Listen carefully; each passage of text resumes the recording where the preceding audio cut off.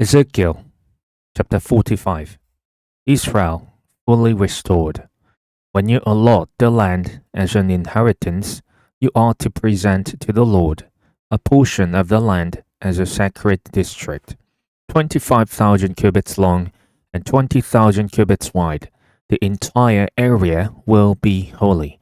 Of this, a section 500 cubits square is to be for the sanctuary, with 50 cubits around it for open land.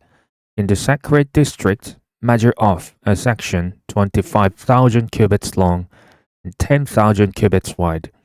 In it will be the sanctuary, the most holy place. It will be the sacred portion of the land for the priests who minister in the sanctuary and who draw near to minister before the Lord. It will be a place for their houses as well as a holy place for the sanctuary.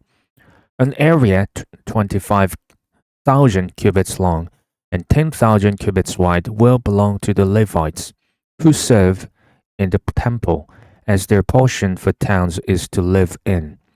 You are to give the city as his property, an area 5,000 cubits wide and 25,000 cubits long, adjoining the sacred portion.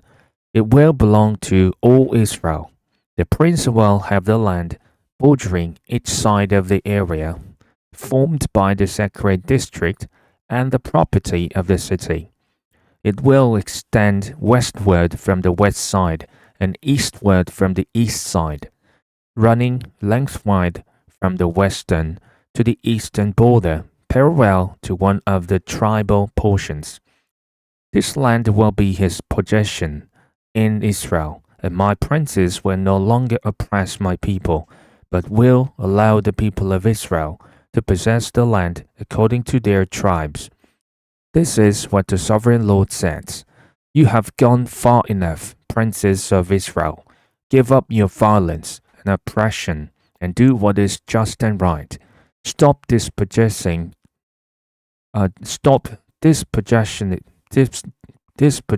my people, declares the sovereign Lord.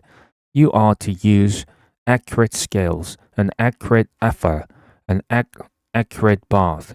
The ephah and the bath are to be the same size, the bath containing a tenth of a homer, and the ephah a tenth of a homer.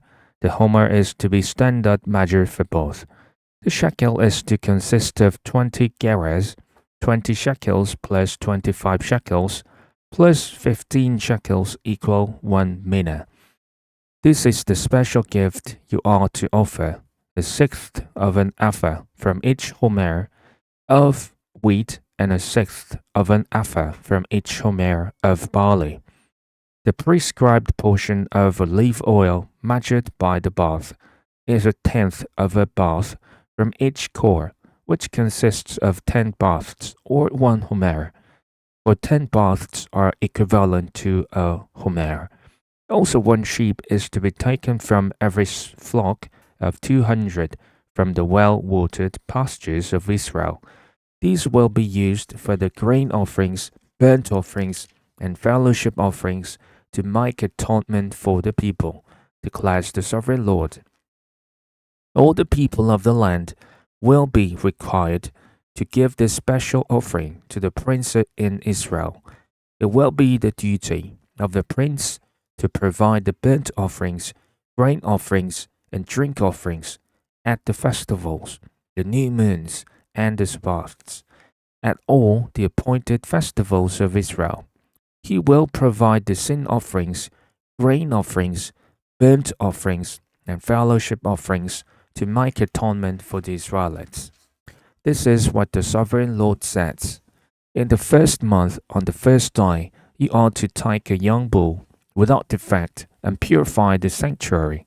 The priest is to take some of the blood of the sin offering and put it on the doorposts of the temple, on the 4 corners of the upper ledge of the altar, and on the gateposts of the inner court. You are to do the same on the 7th day of the month for anyone who sins unintentionally or through ignorance. So you are to make atonement for the temple. In the first month, on the 14th day, you are to observe the Passover, a festival lasting 7 days, during which you shall eat bread made without yeast. On that day, the prince is to provide the bull as a sin offering for himself and for all the people of the land. Every day during the 7 days of the festival, he is to provide 7 bulls and 7 rams without defect as a burnt offering to the Lord, and a male goat for a sin offering. He is to provide as a grain offering an ephah for each bull and an ephah for each ram, along with a hin of olive oil for each ephah. During the 7 days of the festival, which begins in the seventh month, on the 15th day, he is to make the same provision for sin offerings, burnt offerings, grain offerings, and oil.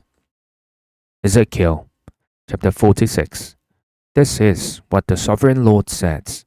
The gate of the inner court facing east is to be shut on the 6 working days, but on the Sabbath day and on the day of new moon it is to be opened.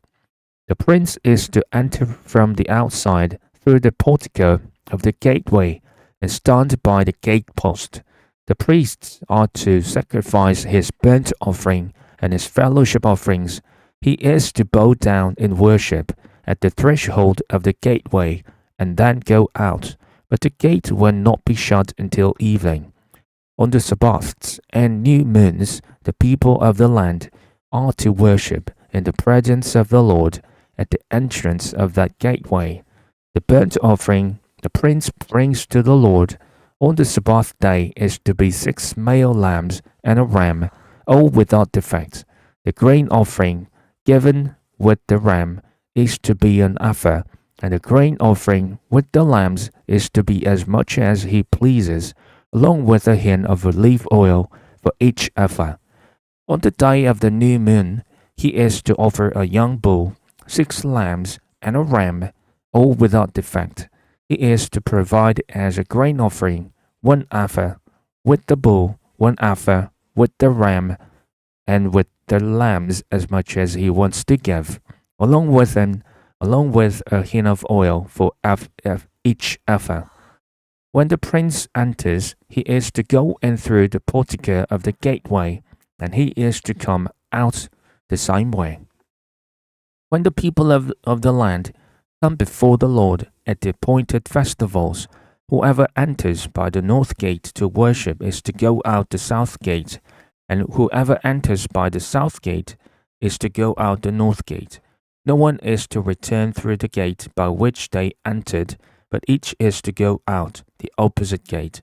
The prince is to be among them, going in when they go in, and going out when they go out. At the feasts and the appointed festivals, the grain offerings is to be an ephah with the bull, an ephah with a ram, and with the lambs as much as he pleases, along with a hin of oil for each ephah. When the prince provides a free will offering to the Lord, whether a burnt offering or fellowship offerings, the gate facing east is to be opened for him. He shall offer his burnt offering for or his fellowship offerings as he does on the Sabbath day. Then he shall go out, and after he has gone out, the gate will be shut. Every day you are to provide a year-old lamb without defect for a burnt offering to the Lord. Morning by morning you shall provide it.